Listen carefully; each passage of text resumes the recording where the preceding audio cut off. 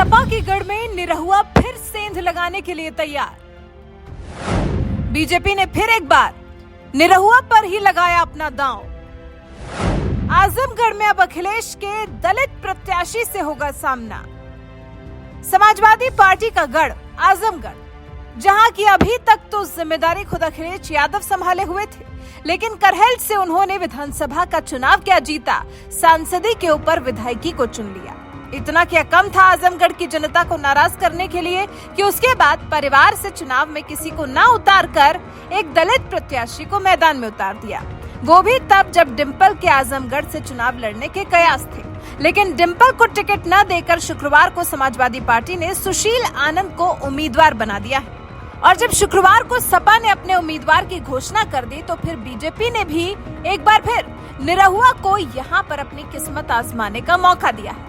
BJP ने दिनेश लाल यादव उर्फ निरहुआ को ही अपना प्रत्याशी चुना है। शुक्रवार को निरहुआ ने अपनी दावेदारी के लिए ट्विटर पर पोस्ट भी किया था। इस पोस्ट के जरिए दिनेश लाल यादव उर्फ निरहुआ ने कहा, जाति धर्म न कवनो भरम, न कवनो मनबड़ के लिए कमल का बटन दबाइए भैया अपने आजमगढ़ के लिए। इस तरह के स्लोगन के जरिए निरहुआ ने बाहुबलियों की तरफ इशारा करते हुए उपचुनाव में जिले की जनता से भाजपा को जिताने की अपील की थी। साल 2019 के लोकसभा चुनाव में भी बीजेपी ने दांव निरहुआ पर ही खेला था और इस बार जब उपचुनाव होने जा रहे हैं, तब भी बीजेपी नेतृत्व ने निरहुआ पर ही भरोसा जताया है। और क्योंकि इस बार मुलायम परिवार से कोई मैदान में नहीं है, तो फिर तुलनात्मक निरहुआ के लिए ये लड़ाई थोड़ी आसान हो सकती है, क्योंकि सपा ने आजमगढ़ से सुशील आनंद को उम्मीदवार बनाया है। सुशील आनंद बामसेफ के संस्थापक सदस्यों में रहे बलिहारी बाबू के बेटे हैं। वहीं मायावती ने पूरा जोर मुस्लिम चेहरे गुड्डू जमाली पर लगाया है। ये यूपी का वो जिला है जहां सपा का प्रभाव कुछ ऐसा है कि अभी हाल ही में विधानसभा चुनाव में इस जिले की सभी 10 की 10 सीटों पर समाजवादी पार्टी ने कब्जा जमाया था।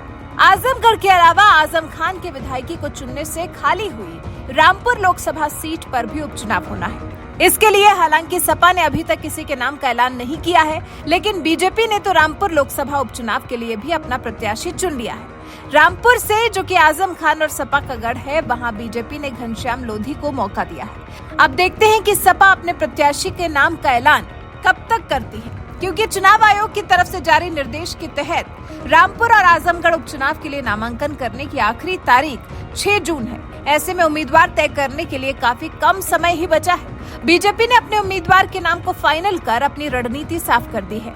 अब तय सपा को करना है कि उसे रामपुर से किसको मैदान में उतारना है। हालांकि सुनने में आया था कि अखिलेश ने आजम खान से दिल्ली के सर गंगाराम अस्पताल में मुलाकात कर उनके ही परिवार में से किसी को रामपुर का उपचुनाव लड़ाने का आश्वासन दिया है।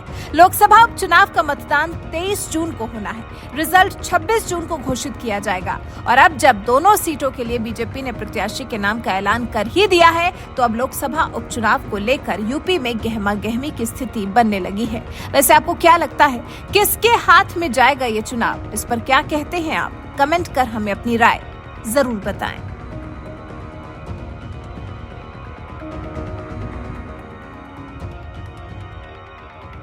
मोदी घर घर मोदी। के सपूतों ने जो स्वागत किया है, मातृशक्तियों ने स्वागत